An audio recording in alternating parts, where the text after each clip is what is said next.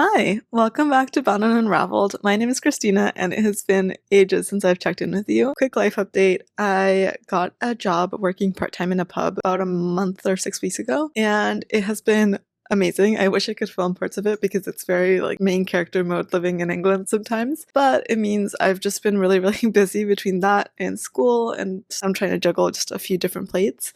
So I unfortunately have decided to relinquish the pressure, any remaining pressure that I was putting on myself to try to have any kind of schedule at the moment with YouTube. Tomorrow at the crack of dawn, I'm leaving for Romania for a few days. And while I'm there, I'm going to be cramming for my final master's core module essay, for which I'm writing about memory and political legacy of the dirty wars in Chile and Argentina. So I thought it'd be cool while I'm got my head in that space anyway for schoolwork to read some Isabel Allende, specifically The House of the Spirits, which is, as far as I know, about a family as they go through the kind of period leading up to the Pinochet time. And I thought it would also be fun to bring you along to record time in Romania. I appreciate you being here.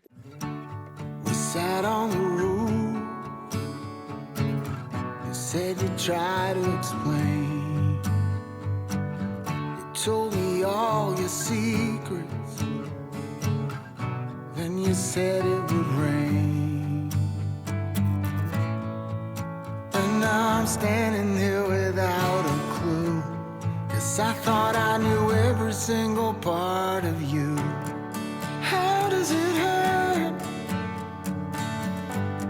Like tearing up a hole inside you. For what is it worth? You're going through.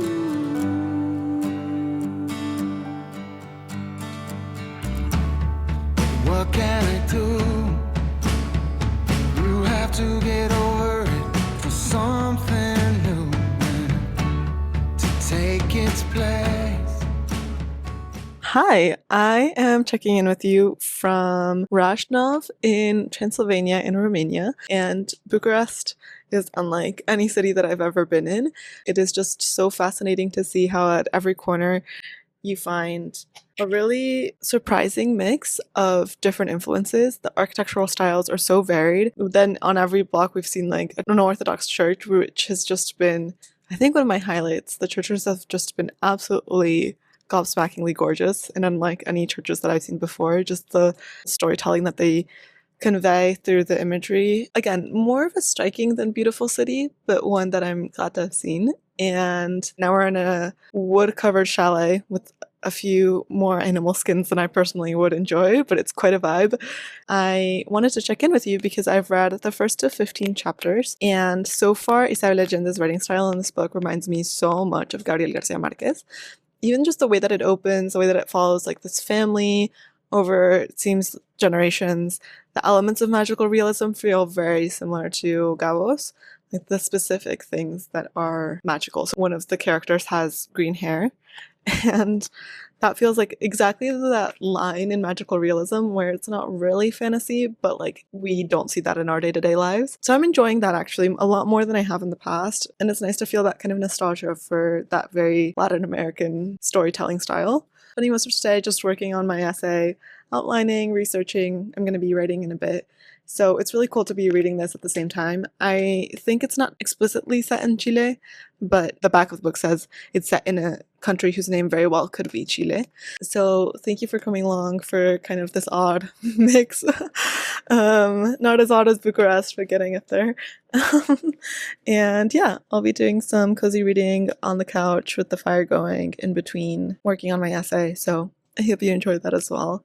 We're going back tomorrow, so that'll get through this book, but hopefully a fun way to start it.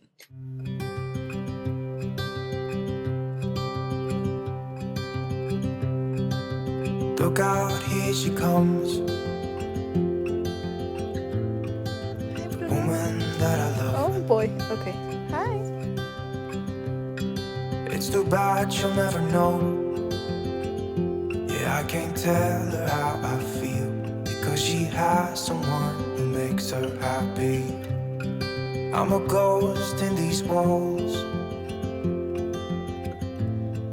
or at least I try to be. 'Cause I hope that I'm not showing how I feel for her, but she won't feel the same for me. I've got this picture in my mind. It's just the two of us, just the two of us. But I know I have to try to let her go, because she won't be mine. I listen when she talks, I watch her when she walks. She's giving me these feelings that I've never felt before, but she will never know that I love her so well. She's with somebody else and I will have to let her go. She will never know, na-na, never know, na-na. She will never know, na-na, never know, na-na. She'll never know. It's like she stole my heart without knowing she did. But I guess that it will pass. Yeah, I can't be the only one who got lost inside the blue of those eyes. I've gotta let her go. I know it won't be easy. I wanna hold her close, but I have to try as hard as I can, 'cause she'll never be mine. I listen when she talks, I watch her when she walks. She's giving me these feelings that I've never felt before. I'm checking in with you about a month later. We're back in London, and a few days ago I finished The House of Spirits by Isabel Allende. I'll say up front that for me this ended up being a 5-star read. The fact that it took me so long to read it isn't a reflection of it being in any way boring or poor writing quality. On the contrary, it really gripped me and I enjoyed staying in that story and in that world for an extended period of time. The way that it follows the different family members is really interesting and definitely evocative of Gabriel Garcia Marquez, even just with the way that Allende does the names of the central female protagonists. Gives the vibes of 100 Years of Solitude, just a little bit less confusing. I know it's said that in the past, magical realism doesn't tend to really hit the spot for me, and that even though I love Isabel Allende as a public figure, that her writing style doesn't tend to be my favorite. Scrap that. Like, for whatever reason, I get it now. This book really, really hit for me. I loved the way that the magical realism was used. It felt wonderful in a literal sense, where it just made me feel like we were seeing aspects of everyday and historical life, but with a little bit of a sprinkle of wonder, the way that you would see from a child's perspective. And it's also just really lovely for me. I think it felt nostalgic and made me feel more of that connection to that tradition of storytelling, which I associate so strongly with Latin America. The imagery was just stunning. I was drawn to this book because of the plot and because of the fictionalization of historical time period and context that I'm really interested in academically. It's only really in the last 20% that we get to the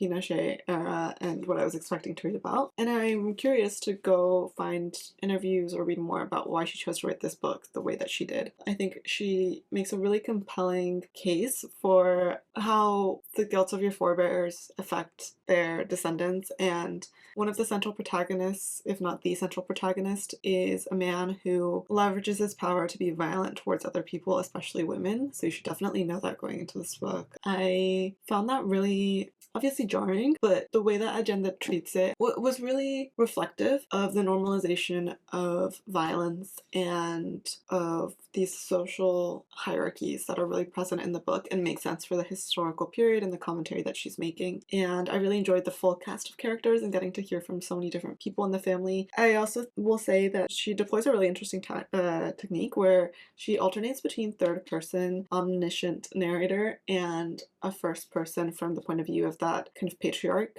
And that was really interesting, and I'm sure that there's a rhyme and a reason, but I couldn't quite decipher what it was. So I would be curious to hear from people who've read this book if you have a theory as to why that happened and why she did that in specific places. My full review is that I came to this book because I was drawn by the plot and by the history, and I stayed because of the characters and the imagery and the magical realism. And now I get the hype. So thank you, House of Spirits, for finally getting me on board that train. So with that, I'm going to end this video here. Thank you for coming along. I really enjoyed this reading experience. I hope that you did too. So with that, I'll leave you and hope to see you soon in the next video.